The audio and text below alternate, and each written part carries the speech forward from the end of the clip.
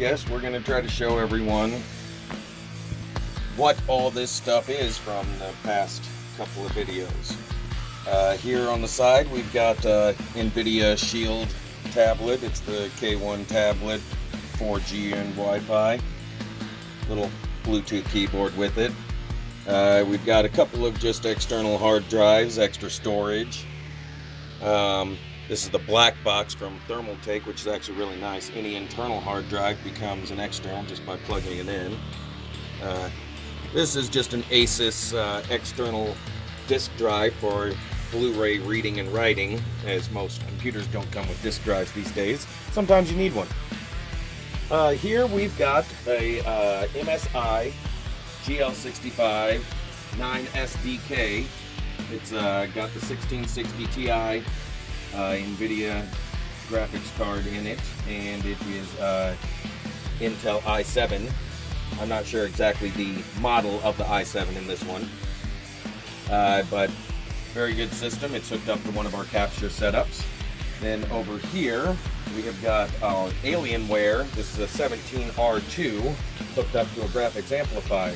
It has a GTX 1080 card inside the graphics amplifier, and that is running one of our other capture setups. That is on this screen right here. This is just a little 32-inch TCL Roku TV. These screens here are hooked up to our big computer that is upstairs. So that system you will see later in the video, but that is a i9 9980XE with a 2080 Ti Xtreme Aorus card. So you'll see that one later, but this is a triple screen setup. These are Acer 144 Hertz 27-inch curved monitors, 1080p. Also hooked up to the main system, we have our Stream Deck XL, 32 buttons. Just love that thing. It is amazing. Here, also hooked up to the main computer that is upstairs, we have all of our Razer gear. This is the Black Widow Elite keyboard, which I've put 3 different colors of PBT Razer key caps on, and as you can see, it looks very nice as a full custom look keyboard. I've also installed some labels on some of the keys in order to mark what they are, as well as some grippy pads on some of them for the ability to feel which buttons are being used in the game. After that, we've got a Razer Death Adder Elite. We've got a Siren Elite, Razer Keo camera, and then, some Razer Goliath chroma and a Firefly Hard chroma as well. Lots of Razer, lots of chroma. Yes, I know, too much. I also got the Razer Chroma speakers back here. They're behind the screens, but those are the Noma speakers. We've got one of our Razer Ripsaw HD and the other Razer Ripsaw HD right here. Now, as we continue on, we do have most of our headsets sitting up here and shelves with all of our games, alphabetical, OCD. Security cameras on that screen.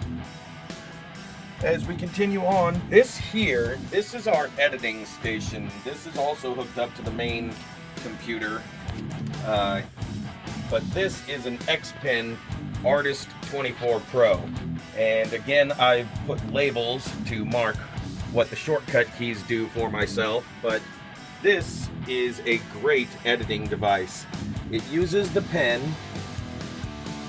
in order to do all of the functions. We mostly use it with Vegas and things like that to edit videos, but it obviously is also made for artistry.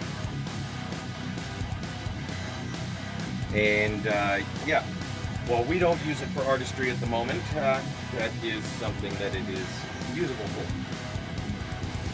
Now, as we continue on, we do have a Nintendo Wii U and a Nintendo Switch those are both hooked up to our 4x2 matrix box because those use motion and such, so those only need to go to these two systems down, or these two televisions down here. So those are just hooked into a 4x2 HDMI matrix box going to these two televisions.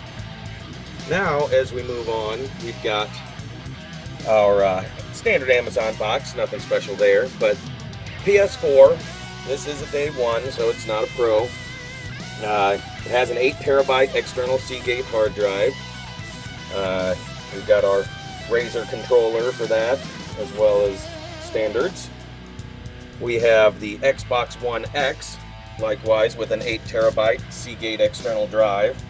Another Razer controller there for that, as well as the Razer Turret, which I use in Call of Duty constantly and is just incredible. One thing I gotta say is that it needs line of sight to the sensor. Sometimes just sitting back on the couch I can lose signal because it can't see through this desk. So line of sight on your sensor for the Razer Turret. We need to fix that. Xbox One S here with a 2TB Seagate external drive. Two Xbox Elite controllers on charging decks. Two more standard Xboxes, so we can do 4 players in this room or in other rooms of the house. Now, we had the one Razer Kiyo camera over there. We've got another Razer Kiyo camera here and a Logitech C920. So we can stream or capture 3 people simultaneously on one or multiple games. It doesn't matter. We have 3 capturing systems, 3 capturing cards, and more than 3 systems to use. We also have the Blue Yeti microphone as a secondary mic.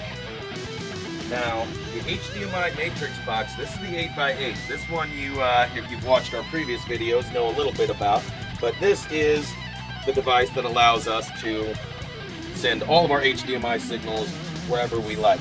From previous videos, you've seen this. This is the, what we call the Punisher. This is a 9980XE i9, 18-core, 36-thread Intel processor. It's got the Aorus Gaming 9 motherboard, along with the Aorus 2080Ti Xtreme NVIDIA card. It's also got the 360mm Aorus all-in-one liquid cooling system. It has 36 terabytes of internal hard drive space. 24 of that is standard drives.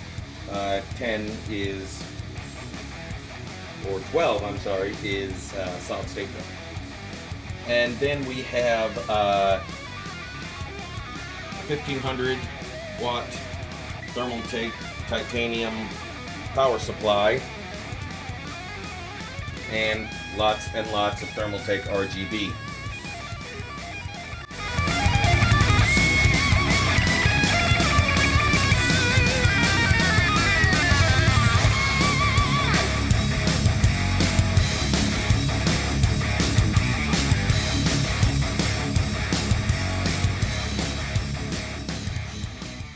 Okay, so what we have here is a next level racing rig, which we had set up for the with all the flight kit. This is the Satec, which is Logitech, but Satec flight yoke. Obviously, the yoke and the sticks cannot be used at the same time. You would have to remove one to use the other, but this is to show you everything.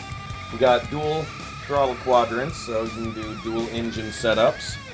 We have 2 separate Thrustmaster Warthog joysticks and the Thrustmaster Warthog HOTAS on the side. Now down here we have the MFG Crosswinds pedals, which are just really, really nice. They're just well made. I love these pedals. They were very, very tight to get in here, almost impossible, and they still sometimes rub when you get at the wrong angle. So, the Next Level Racing should have widened their thing a little bit. Here we have a race room. I believe this is the 50-55. Don't quote me on that. Could be a 30-55, something like that. Either way, racing room rig. We've got the Fanatic 2.5 Club Sport wheelbase. And then we've got the Forza Motorsports Xbox One edition with the full Xbox One hub. We also have a carbon fiber F1 wheel from Fanatic. We have the standard Fanatic shifter, which is just worlds above any other gaming shifter out there that I've tried. Thrustmaster and Logitech don't come close. Obviously you got your handbrake there.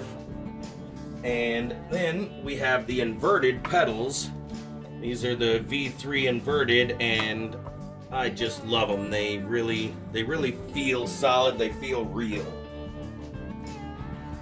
For controlling things in game, we have a Logitech G Series mouse and keyboard. Those get hooked up at random when we're gaming. This setup can also be hooked into our Xbox systems, which we have a USB run up here so that we can put them onto the projector as well. All of these, obviously, as you can see, are used to race on the projector. They can also be used in our VR setup, but personally, I get a little bit sick racing or flying in VR. I can game in there all day running around, flying and racing really make me sick in there.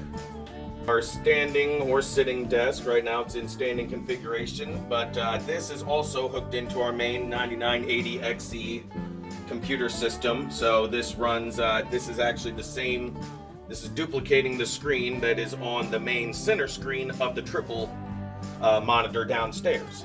So this is mimicking the center main screen of that. Now up here we have really nice Razer gear. We have a Razer Basilisk Ultimate wireless or wired mouse. Right now I have it plugged in wired. And then we have our Razer Huntsman Elite optomechanical keyboard. This is the one with the purple tabs. So this is the one that still gives you clickies. I don't like the linear. I don't like the no clicking. But yeah, this is one incredible keyboard. As you can see, all of my keyboards are set up with the Razer 3 colors of PBT. Then here we've got, along with that, we've got our Razer Leviathan, which the subwoofer is in the cabinet here. But yeah, this thing gets a just incredible sound. It's really, really loud, bass is great, and the clarity is excellent. Now, inside of here, we just have some VRing accessories. I can't get it open all the way right now with this.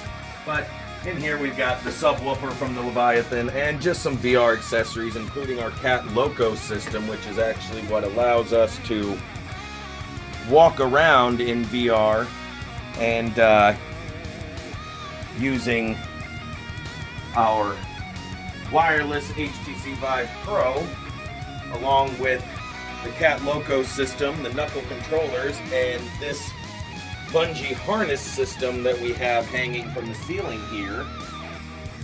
You can actually run around and jump around and do anything you like in VR, and with these Cat Loco motion trackers, you actually, as you're running, you are running. You're not running and then pushing the controller to go forward at the same time.